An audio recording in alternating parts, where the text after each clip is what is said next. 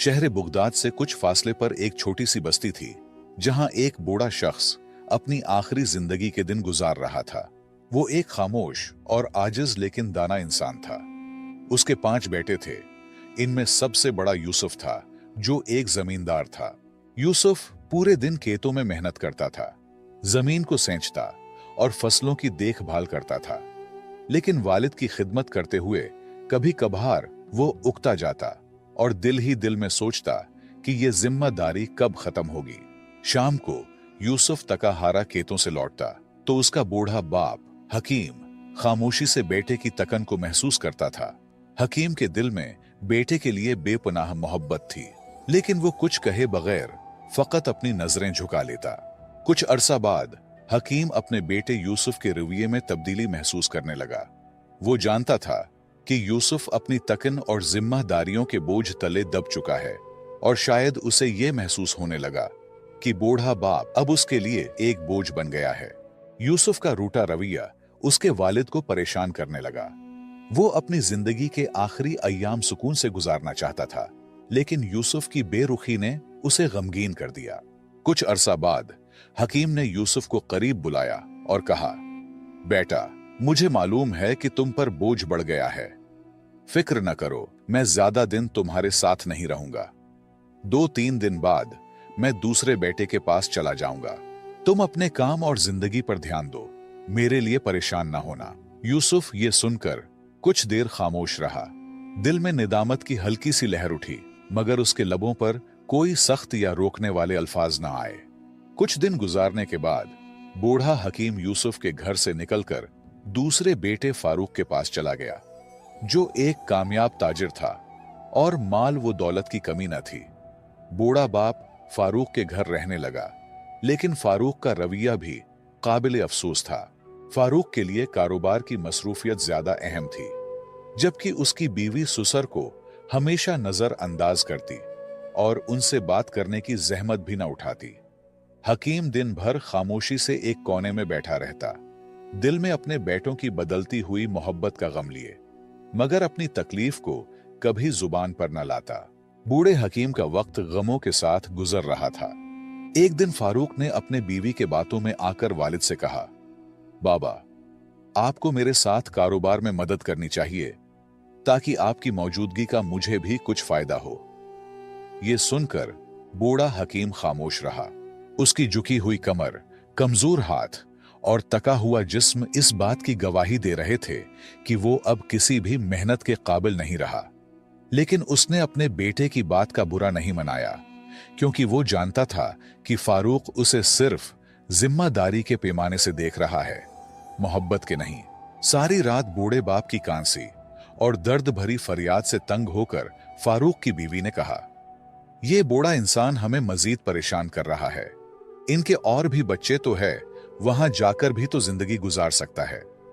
फारूक भी एक कम ज़र्फ आदमी था। उसने अपने बूढ़े बाप से कहा, बाबा, अगर आप तंग हो तो कोई बात नहीं, चाहे तो दूसरे बेटे के पास चले जाएं, वहां आप सुकून से रहेंगे।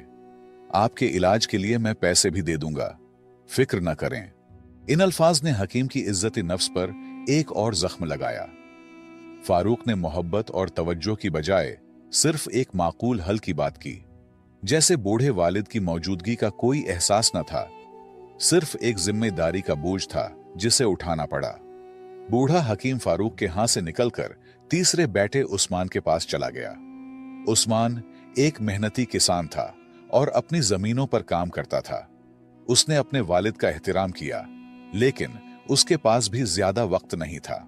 वो दिन भर खेतों में मसरूफ रहता और शाम को घर आकर बीवी बच्चों के साथ वक्त गुजारता। बूढ़े वालिद की बीमारी और दिल की गहरी उदासी पर उसका ध्यान कभी नहीं गया। उस्मान जब सुबह काम पर जाता तो उसकी बीवी हमेशा अपने बच्चों को सुसर के पास बिठाकर उनसे खेलने को कहती। बूढ़ा हकीम, जो बीमारियों और कमजोरी से कांप रहा था, ये मंजर देखकर दिल में शदीद गम का शिकार हो जाता। उस्मान के घर में वालिद की हालत मजीद खराब होती गई और आखिरकार वो वहां से भी चला गया। इस बार उसने चौथे बेटे अहमद के यहां जाने का फैसला किया। अहमद, जो कि एक धोखाबाज और लालची इंसान था, अपने वालिद को इस्तकबाल करने के लिए बहुत खुश था। अहमद की खुशी महज लालच के बायस थी, न कि अपने वालिद से मोहब्बत के। अहमद ने अपने वालिद को इज्जत दी और कहा, बाबा, आपको यहां रहने में कोई तकलीफ नहीं होगी। वक्त के साथ साथ अहमद को पता चला कि बूढ़े बाप के पास कोई माल दौलत नहीं है, तो उन्होंने भी बाप को नजरअंदाज करना शुरू कर दिया। अहमद की बीवी ने अपने ससुर को एक बोझ समझकर उसकी कोई खिदमत नहीं की, बल्कि उल्टा तकलीफ दी।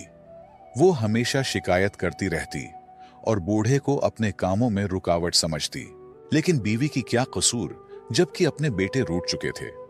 अहमद भी अपने कारोबारी उमूर में इतना मग्न हो गया था कि उसने अपने वालिद की हालत पर कोई ध्यान नहीं दिया। इस दौरान बूढ़े की सेहत और जिस्मानी हालत तेजी से बिगड़ने लगी।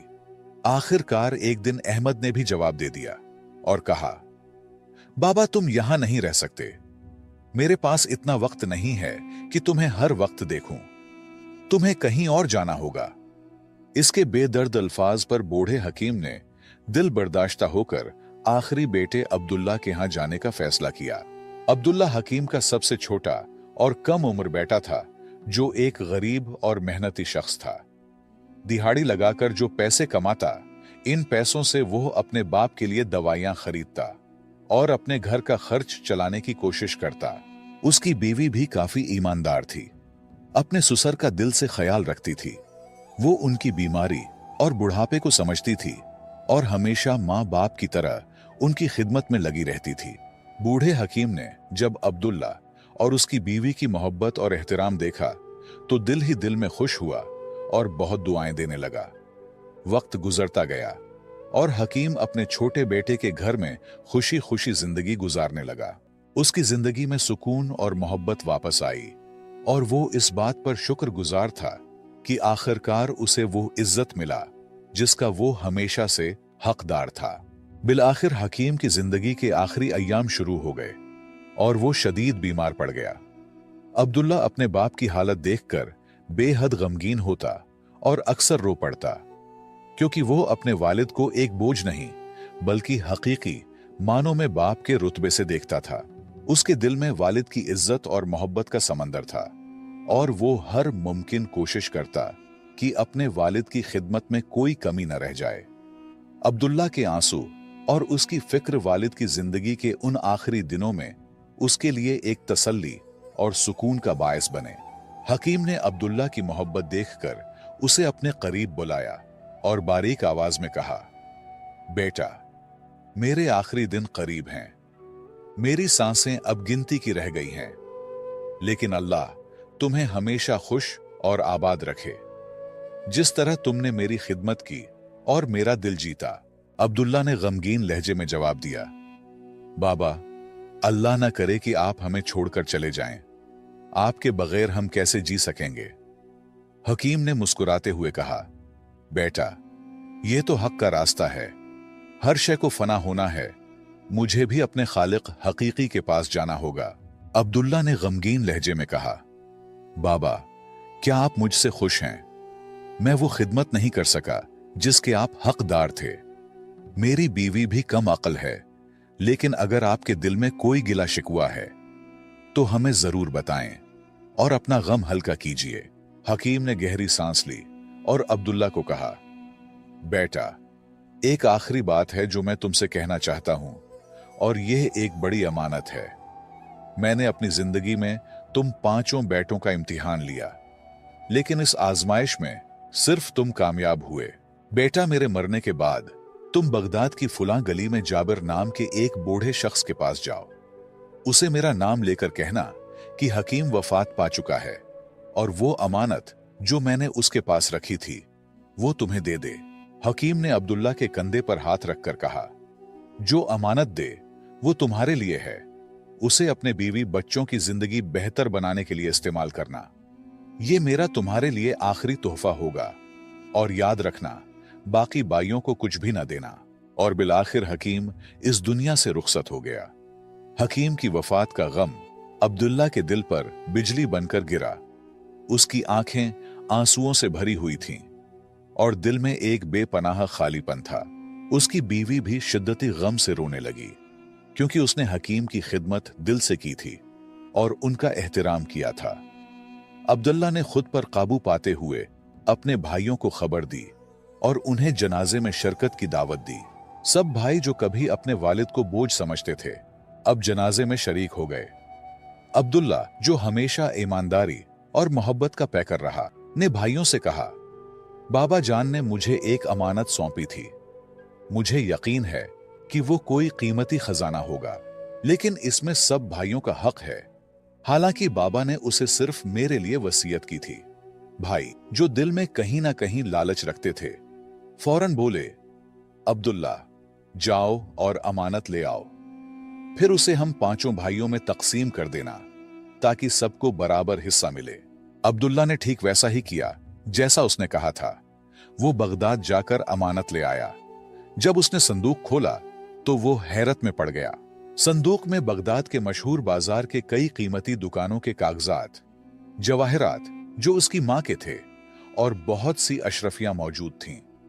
अब्दुल्ला ने अपनी दियानतदारी का सबूत देते हुए सब भाइयों को उनका हक दिया और खुद अपने हिस्से पर किनायत की। जिंदगी एक बार फिर बाप के साये के बगैर चलने लगी, लेकिन वक्त ने जल्द ही अपनी हकीकत दिखा दी। चंद माह बाद बड़े भाइयों में से एक अपने कारोबार में बुरी तरह फंस गया। गैर जिम्मेदारी और गलत फैसलों के बायस वो कर्ज में डूबता चला गया। हालात इस कदर खराब हो गए कि उसे अपना घर तक बेचना पड़ा। दूसरा भाई, जो कभी ऐश व इशरत की जिंदगी गुजारने का आदी था, एक दिन चोरी में मुलव्विस पाया गया। काजी ने उसे जेल भेजने का हुक्म दे दिया और उसकी जिंदगी की सारी साख तबाह हो गई। बाकी भाई भी सोने को हाथ लगाता तो मिट्टी बन जाता। ये सब नाकामियों को एक जवाब था, बाप की बद्दुआ। दूसरी तरफ अब्दुल्ला ने अपनी मेहनत से बगदाद में कारोबार शुरू कर दिया। वो कोफे से उम्दा कपड़ा खरीदकर बगदाद के बाजार में बेचता और वक्त के साथ काफी मुनाफा कमाने लगा। उसकी ईमानदारी, बाप की दुआ और मुस्तकिल मेहनत ने उसे तरक्की की राह पर डाल दिया, यहां तक कि वो अपने बाकी भाइयों की फिरोख्त करदा दुकानें खरीदने लगा और आहिस्ता आहिस्ता पूरे बाजार का वाहिद मालिक बन गया। जो भाई कभी खुद को दौलतमंद समझते थे, अब वक्त के मारे हुए अब्दुल्ला के दर पर सवाल करने आ गए। अब्दुल्ला, जो एक रहम दिल और मुशफिक इंसान था, उनकी मदद करता और उन्हें खाली हाथ वापस न जाने देता। उसका यह रवैया उसके वालिद की सिखाई हुई अखलाकियात का अक्खास था। फिर वो दिन आया जब अब्दुल्ला ने बगदाद के तरक्की याफ्ता इलाके में एक बड़ा घर खरीदा और अपनी बीवी और बच्चों के साथ एक खुशहाल जिंदगी गुजारने लगा। वो जिंदगी के उस मोड़ पर भी अपने वालिद की दुआओं और तालीमात को नहीं भूला। एक दिन वो अपने वालिद की कब्र पर फातिहा पढ़ने गया। कब्र के सामने खड़े होकर उसने कहा, बाबा, आपकी दुआओं ने मुझे बगदाद का अमीर बना दिया, लेकिन आपके साये की महरूमी ने मुझे गमगीन कर दिया। अल्लाह ताला आपको जन्नत में आला मकाम अता फरमाए।